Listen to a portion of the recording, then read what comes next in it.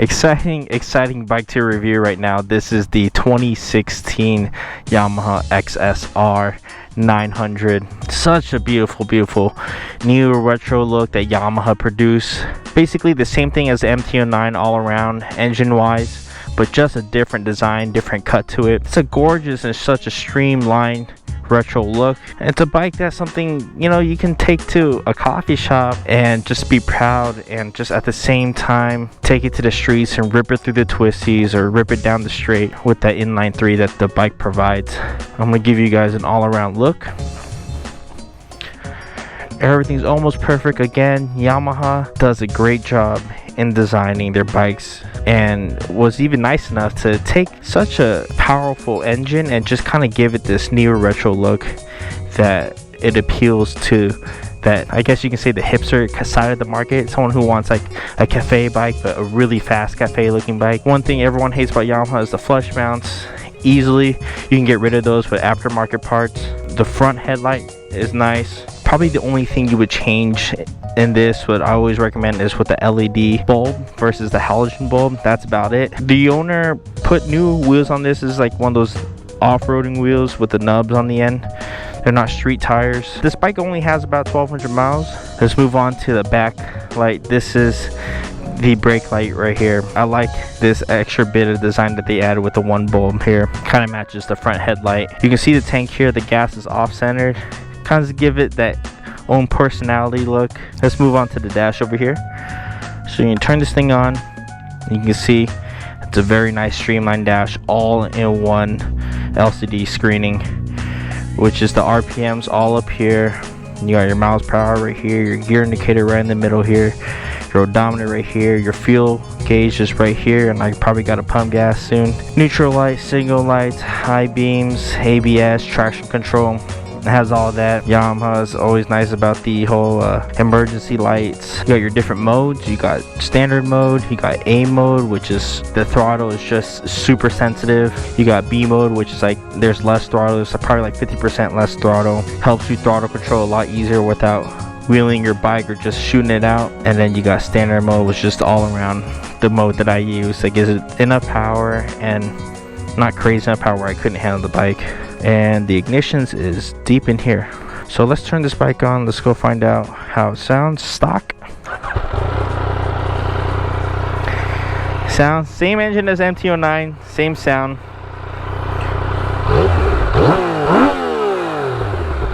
Has an extra oomph to it. Combine it with the slip-on or full pipe, you're golden. Alright guys, let's go take this bike out for a ride. Boom. Now we're on the road, guys. How's everybody doing?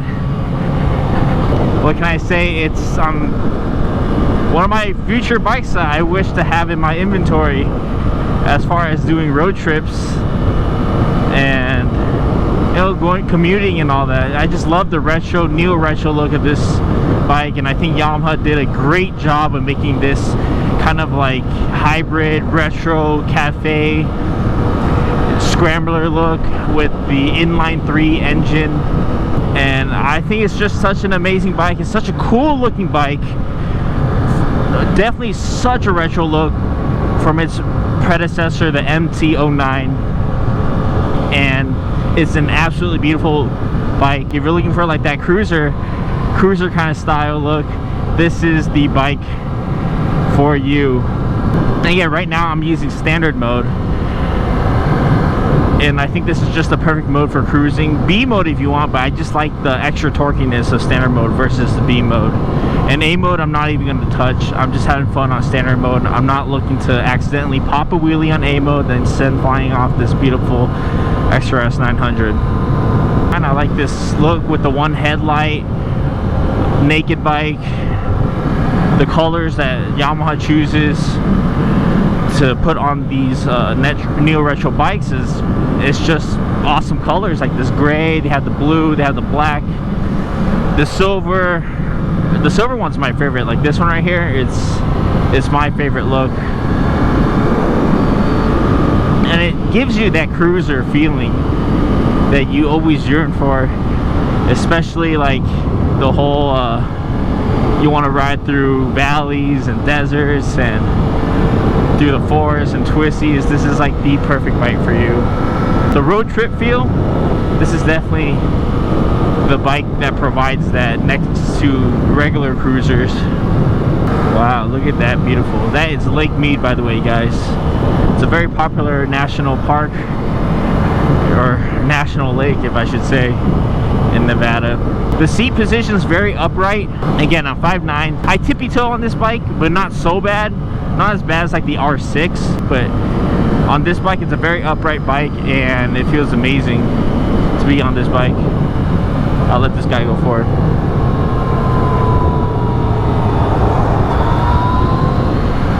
I'm not trying to have people tail me like that.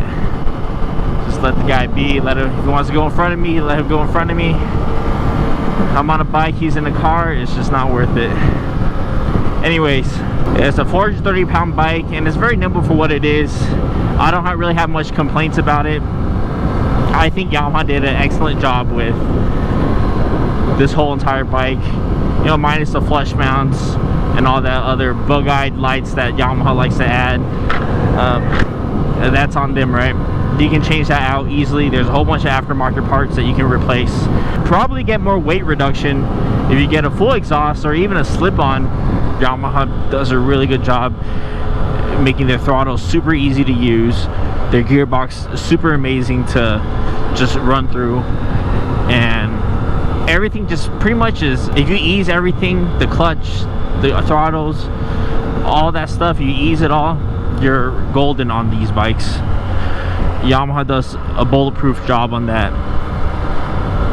As far as the XSR series, these new retro looks are just such cool bikes, and like I said earlier, you'll be proud to go to a coffee shop with this bike and just, you know, have people just look at you and turn heads and they see like this really cool bike, and then when they challenge you on a ride or something, going down a straight or going down twisties, you can just rip it through with them. My only gripe about this bike is, other than the design, which is amazing, is probably the engine. I do wish to make this bike even more special.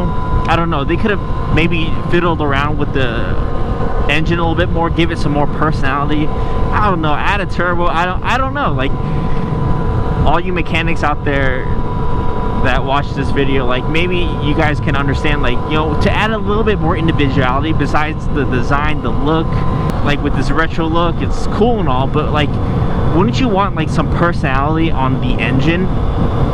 Like, I think that'd be cool if they added, like, I don't know, possibly maybe even a different suspension, not a stock suspension. I don't know, but those things you can definitely add yourself. But probably that's my only gripe about this bike, is that I wish they added just that little bit more personality engine wise. But other than that, I love the trim of this bike. I love the look. I think this bike gives it that cool factor, that cafe cool factor, going on a trip, going on a road trip. Now I want to move on to the safety features of this bike. Is this has traction control, and it also has ABS and a slipper clutch. So engine braking is not a problem. You have this slipper clutch to assist you in that. Braking is smooth. You have ABS, so keep you from wobbling, and then you got traction control, is keeps you from sliding. So this has the safety features of everything that you need in your bike. Just a smooth riding bike, and you can change it to off-road tires like this guy did, or you can have street tires on it, which is pretty cool. It's not like you see cafe bikes or these other retro looking bikes with like street tires or tires with nubs on them, or off-road tires. This is kind of like the bike that have best of both worlds. Go off-roading with this, at the same time go street riding with this. And that's pretty much what I get from the XSR900. And like I said, with this kind of engine, you're pretty much blown by everybody. You know, you have the side mirrors right here. I prefer putting bar end mirrors on this. I like having the bike full potential, the look of this bike, which is a really nice front end. I like to show that off. So probably like the mirrors, which isn't bad mirrors. I think the mirrors have a really good placement on this bike. It's just, I'm a more design kind of guy, and I would have bar end mirrors with this. It highlights the cool front end of this bike. That concludes my review of all the XSR, and thank you for watching. Like I said, my previous video, I'm open to new suggestions on any bikes that you guys might suggest that I should try out and should review or try riding. Comment on the section down below, or go on my Discord, or DM me on Instagram. Let me know. Like, I'm more than happy to hear you guys' opinions and comments, even critiques, whether it's harsh or it's nice. I'm open about it. Please like, comment, subscribe, and hit the bell for notifications. Peace out, guys. With you all summer and after